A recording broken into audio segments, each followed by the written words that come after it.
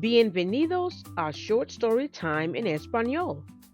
In each episode, you'll learn key Spanish vocabulary, listen to a short story once with Spanish and English subtitles, then again without subtitles to practice your listening. At the end, you'll answer a few comprehension questions in Spanish. Ready? ¿Están listos? Vamos a empezar. Let's begin. Se da la vuelta. Turns around. Un perro grande. A big dog. Enojado. Angry. Mueve la cola. Wags its tail. Brilla. Shines. Luz mágica. Magical light.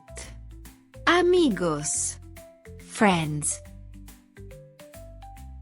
El gato toca el cofre y escucha un sonido fuerte detrás de él. El gato se da la vuelta. Ve un perro grande. El perro no está enojado. El perro mueve la cola. El gato mira. El cofre dorado brilla. Hay una luz mágica en la casa. El gato y el perro miran el cofre. Ahora son amigos.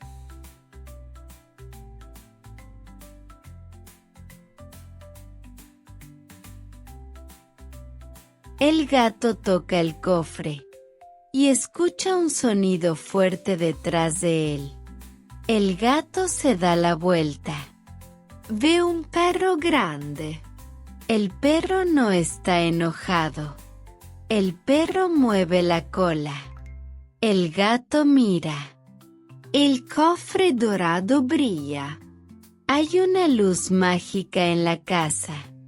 El gato y el perro miran el cofre. Ahora son amigos.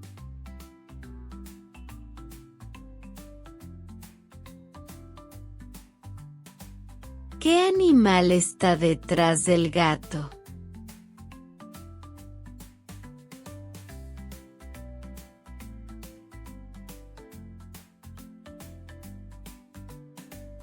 ¿El perro está enojado o no?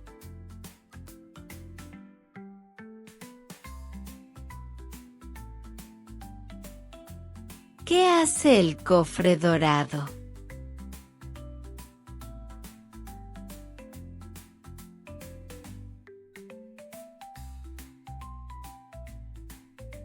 ¿El gato y el perro son amigos o enemigos?